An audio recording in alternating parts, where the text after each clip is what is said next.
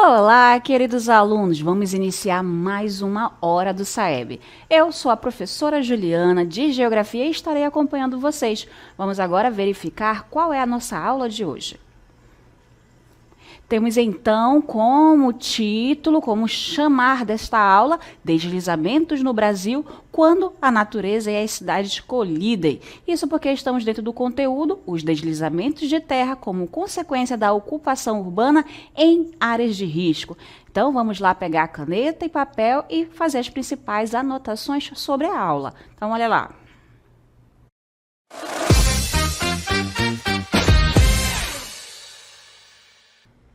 Muito bem, vamos lá para a leitura da primeira questão.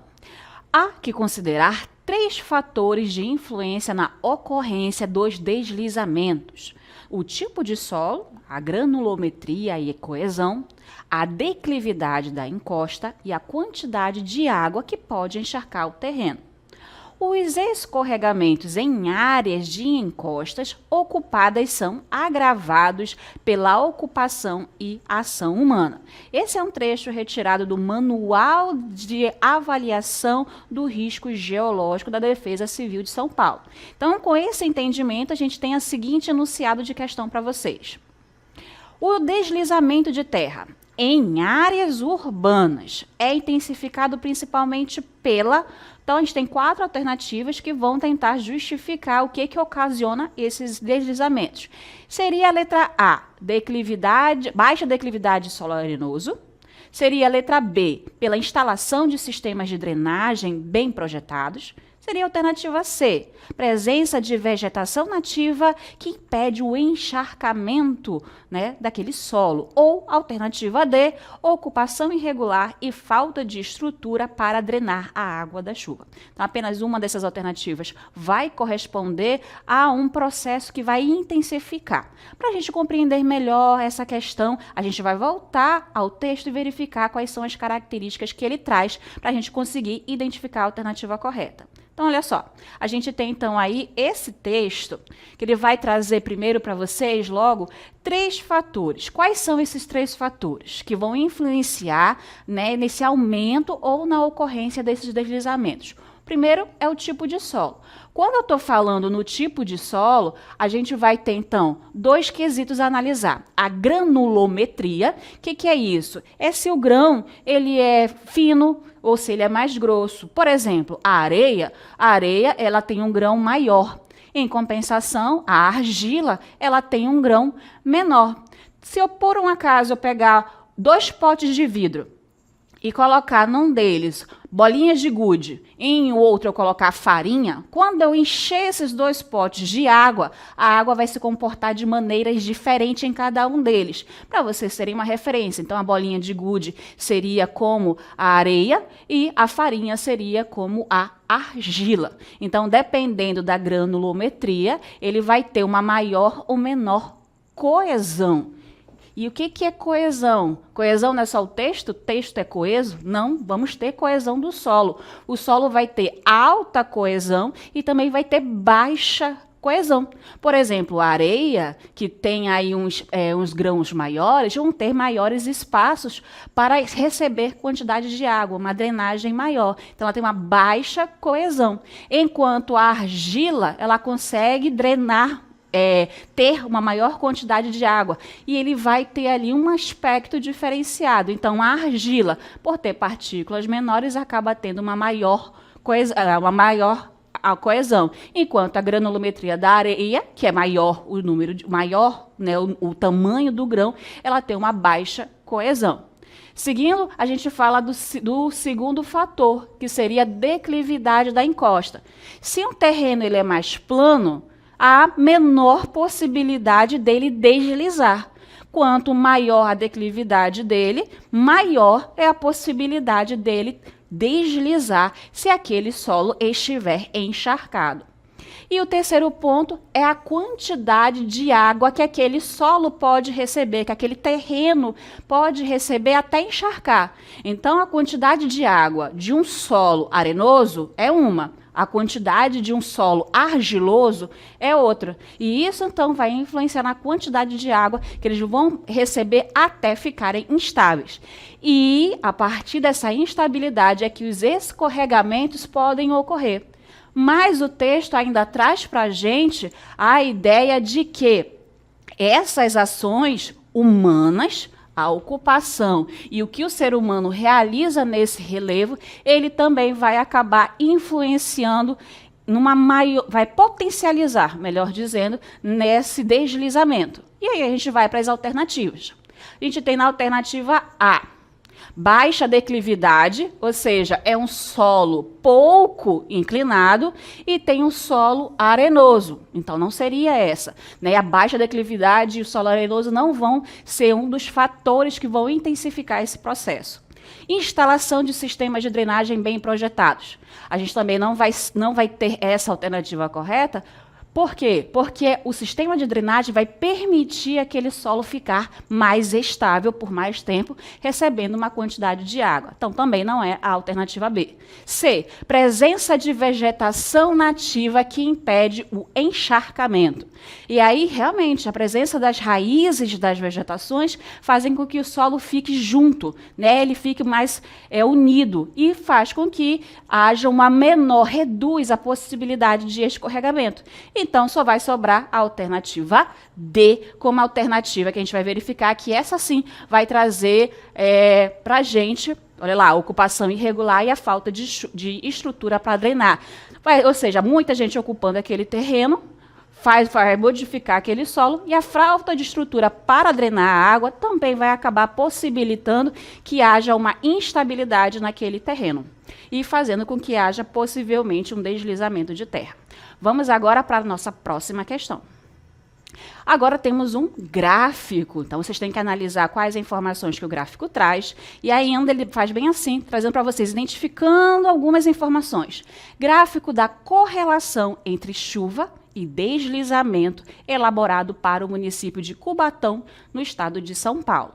E a gente tem 4 alternativas que a gente vai ter que identificar qual melhor corresponde ao nosso gráfico.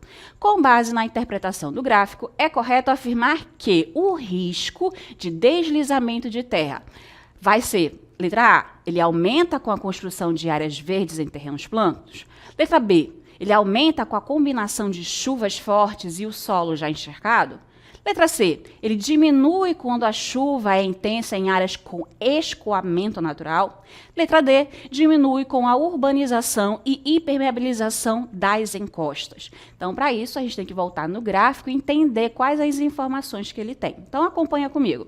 Eu tenho, então, 2 informações principais. Eu tenho aqui na horizontal 50, 100 até 500, que ele me informa a quantidade de precipitação total ao longo de 84 horas, isso em milímetros. Então, de 50 milímetros, ele vai medindo até 500 milímetros o que choveu ao longo deste período inteiro.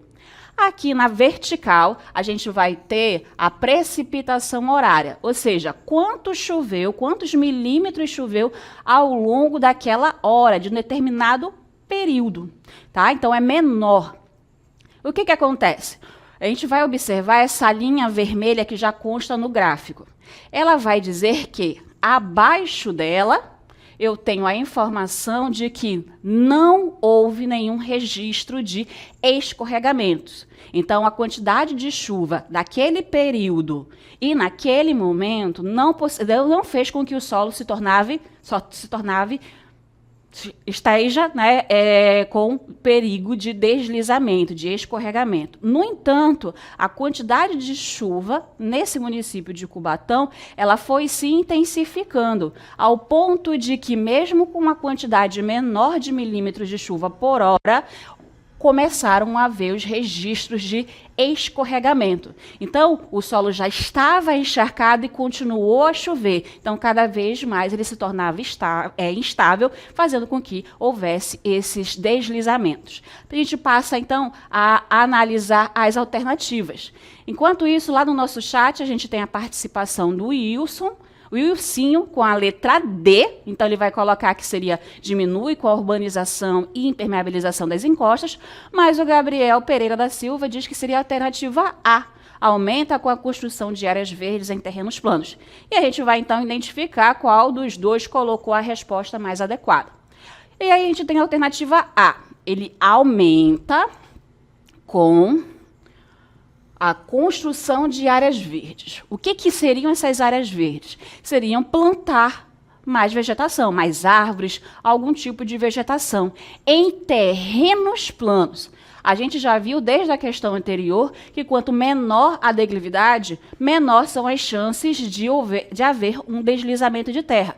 E se eu ponho ainda a vegetação, também é um fator que reduz esse risco de deslizamento. Então, aumenta o risco, isso que está falando aí na alternativa A, aumenta porque se construiu mais áreas verdes em terrenos planos? Não, então não é a alternativa A. Letra B, aumenta com a combinação de chuvas fortes e o solo já encharcado. Então, a gente vai ter aí a nossa alternativa já correta. Por quê? É a combinação do que o gráfico trouxe. Foi chuvas cada vez mais fortes e constantes, fez com que o solo já encharcado se tornasse instável e, por consequência, houvesse o deslizamento. Mas vamos continuar analisando o que há de errado nas demais alternativas. O risco de deslizamento vai diminuir quando a chuva é intensa, olha só, diminui e a chuva é maior, em áreas de escoamento natural. Então, olha como não faz sentido em relação ao gráfico. O gráfico a gente analisou que quanto maior a chuva, o solo já encharcado, ele vai se tornando mais instável, porque o solo já não aguenta mais receber tanta água. Ele está encharcado. As partículas de água já não vão mais permear o solo, elas vão escoar superficialmente. E a alternativa D diz que os riscos diminuem com a urbanização. O que é a urbanização? É fazer com que haja uma maior impermeabilização. São mais gente morando naquele território, naquele terreno, a construção de calçadas, asfaltamento de ruas, isso tira a permeabilização da encosta. Então, ela prejudica, na verdade, ela intensifica aí o aumento do risco de deslizamento. Então, a gente tem a alternativa, olha só, a alternativa B, como a alternativa correta para essa questão, tá? Ela vai aumentar, isso foi de acordo com o gráfico, aumenta o risco de deslizamento, ele vai acabar se elevando quando há chuva acumulada nos dias anteriores, que foi o que a gente acabou visualizando ao longo, né, daquele gráfico que trouxe quanto choveu em 84 horas e também por hora ao longo do município de Cubatão. Finalizamos essa e vamos para mais uma questão de geografia. Nessa questão, a gente traz um mapa. Um mapa do Brasil, a partir dos conhecimentos elaborados pelo IBGE, da suscetibilidade a deslizamentos. Essa palavra suscetibilidade quer dizer propensão, tendência. Então, quais são as regiões, os estados do Brasil que têm maior tendência, maior propensão a deslizamentos? Analisando este mapa, a gente vai para as alternativas. Seria a alternativa, ao comando, com base no mapa, é correto afirmar que a maior suscetibilidade, a maior tendência, a propensão a deslizamentos no Brasil ocorre aonde? Seriam nas áreas urbanas do interior da região norte? Seriam nas regiões das áreas costeiras da região nordeste? Seriam nas áreas serranas da região sudeste? Ou seria ainda nas planícies agrícolas da região centro-oeste? Então, a gente vai analisar o mapa e depois as nossas alternativas.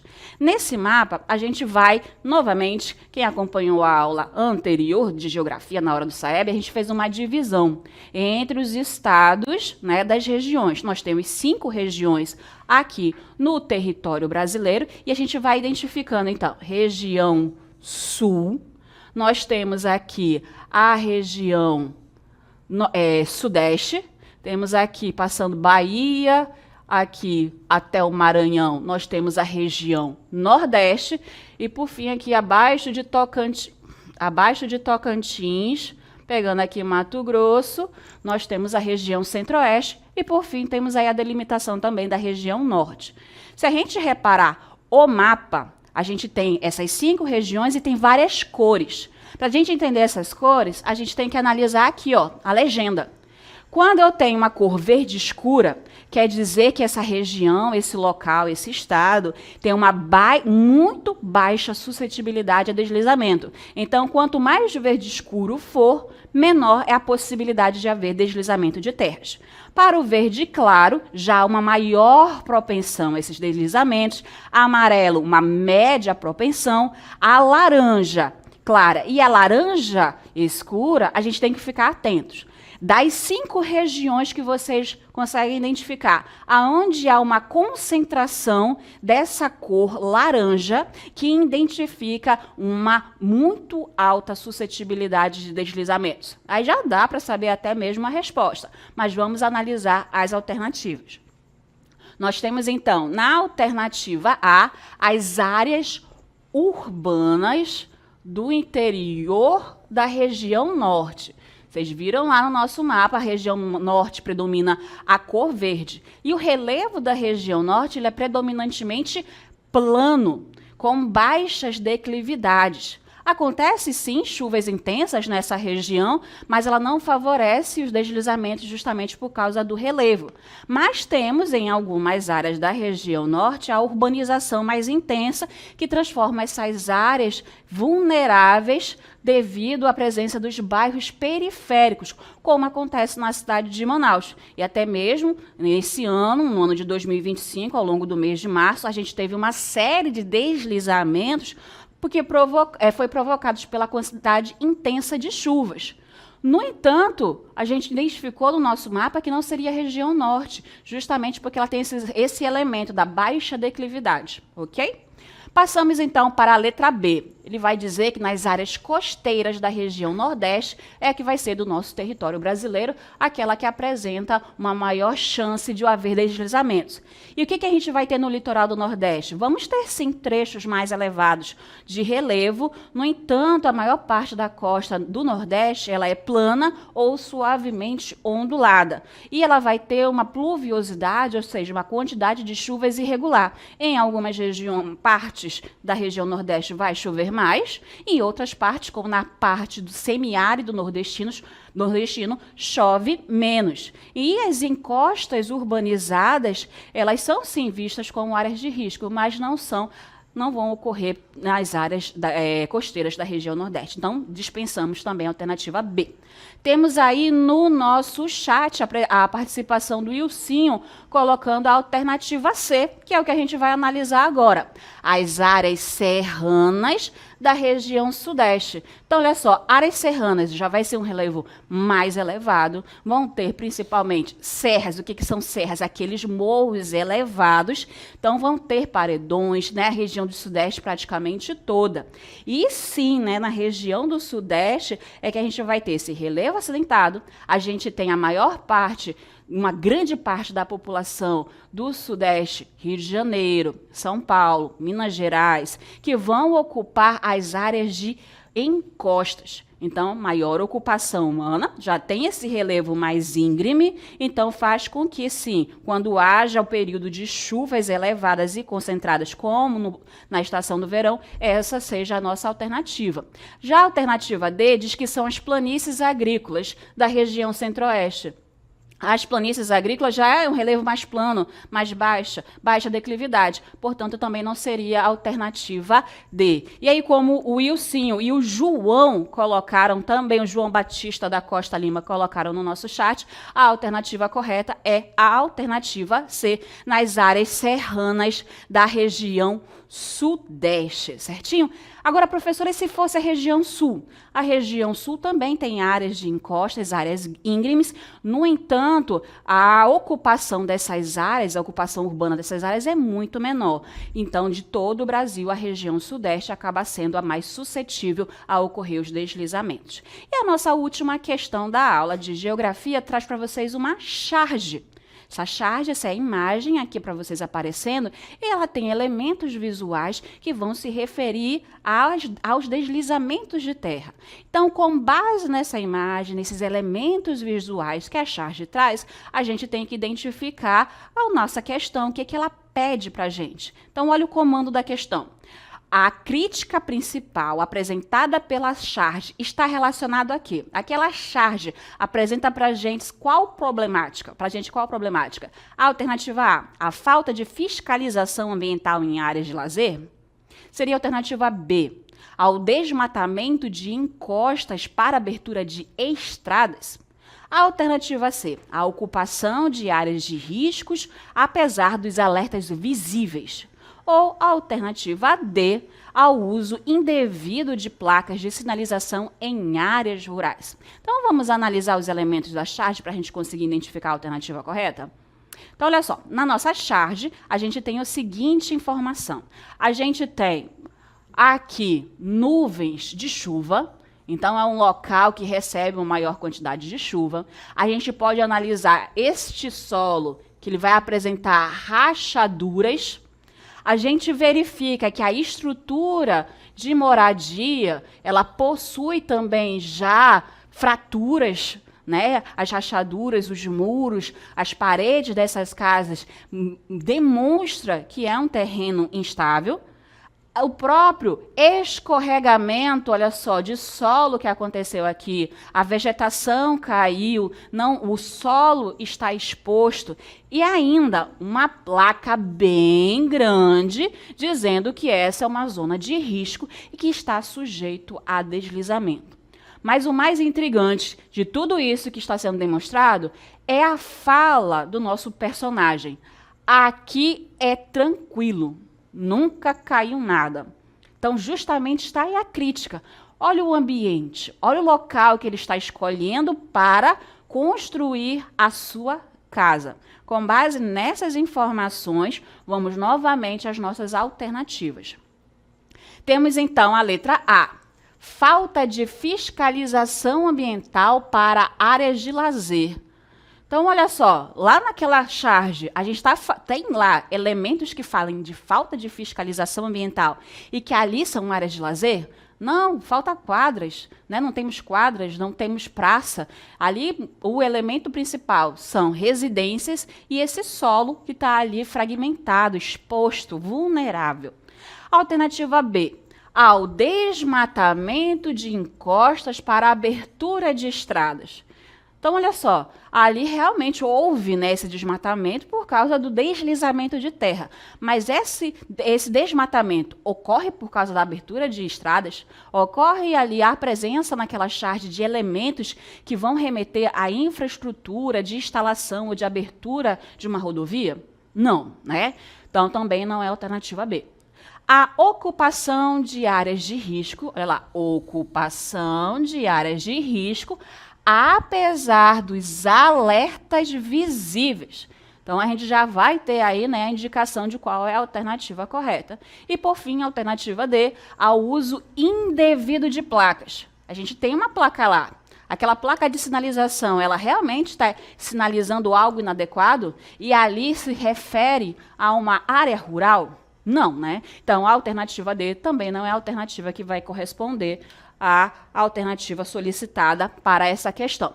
Então, portanto, a alternativa C, tá? Que vocês vão marcar como a alternativa correta para essa questão. Isso porque a gente vai identificar na charge esses elementos que vão trazer solo exposto, fratura no solo, as moradias daquele local com fissuras que estão indicando, e a chuva que está ocorrendo ali, vão trazer elementos que indiquem justamente que aquela área é uma área instável. E a população representada pelo aquele personagem, assim, ela despreza as informações que ali estão, porque é meio que naturalizado a ocupação das encostas para moradias irregulares. E faz com que haja, então, essa evidência do risco, no entanto, há um certo desprezo por essa informação, que a gente vai acabar verificando que a população das áreas periféricas são aquelas que não têm possibilidade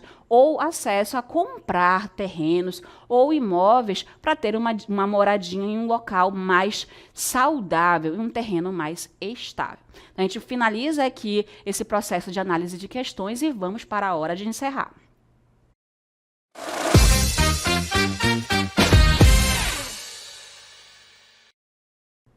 Então, esse nosso momento que a gente analisou deslizamentos de terra, ou seja, quando o solo se torna instável e ele acaba escorregando, a gente analisou quais são as causas naturais e também quais são as causas humanas. Dentre as causas naturais, a gente vai colocar chuva forte, o relevo que é inclinado, ou seja, a declividade que aquele relevo possui, e ainda certos tipos de solo vão ser mais propensos justamente a ter esse deslizamento.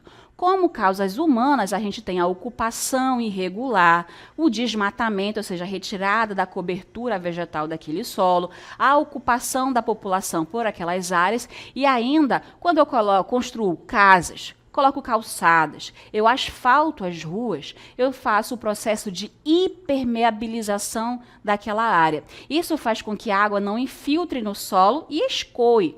Ela vai escorrer ali, ó, escorrer superficialmente. E é justamente isso que acaba causando uma certa ali pressão naquele solo, o tornando instável, porque ele não tem como penetrar no solo a água das chuvas. Na sequência, a gente verificou as áreas de risco. As áreas de riscos vão ser quando esses eventos acontecem com mais frequência em determinados lugares. A gente vai destacar aqui no Brasil, a principal região é a região do Sudeste, onde vão ocorrer devido ao relevo mais íngreme e chuvas mais intensas naquela região. E pode acabar ocasionando, né, alguns impactos, alguns não, diversos impactos. Esses impactos sociais vão ser a perda da casa, pode levar a óbito, ao isolamento de famílias, porque aquela região vai ficar isolada, vai ficar fraturado o acesso àquele local e ainda vai trazer diversos prejuízos financeiros aos moradores daquela região. A gente tem como possibilitar uma prevenção, né, a esses deslizamentos. Quais seriam, então, as prevenções? Seria mapear as áreas de risco e, justamente, mapeando e identificando, a gente pode fazer com que haja alertas, fazer com que as pessoas saibam que aquele local não é bom para moradias. E ainda fazer processos de reflorestamento, porque quando eu coloco áreas verdes em maiores áreas, eu faço com que aquele solo se torne protegido e as raízes consigam manter aquele solo mais unido. E ainda posso praticar o controle. Esse controle vai ser justamente a criação de sistemas de alerta, avisar a população quando há o risco de deslizamentos e também fazer com que haja um planejamento urbano, indicando melhores lugares para a moradia dessa população. E assim a gente vai ter, então, cidades mais planejadas e cidades inteiras que vão ter esse risco de deslizamentos de terra atenuado. Então, quando a gente fala em relevo íngreme, com grandes quantidades de chuva e em tipos de solo, a gente vai estar falando que esses itens vão ser fatores que vão propiciar, vão ali atenuar possibilidades de deslizamento de terra. Se eu tenho aí um sistema de alerta, se eu tenho um mapeamento das áreas de risco, eu faço com que as áreas se tornem planejadas para ocupação, diminuindo a possibilidade de haver ali algum prejuízo, algum impacto social.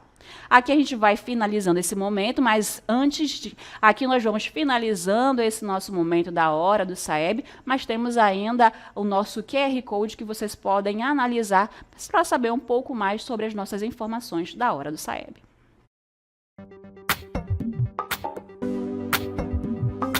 Acompanhe o projeto nos seguintes canais: YouTube, @Hora do Saeb 7240. Inscreva-se e ative o sininho para receber notificações. IPTV, Hora do Saeb. Para compartilhar a participação da sua escola na plataforma Saber Mais, aponte a câmera do seu celular para o QR Code para acessar a plataforma.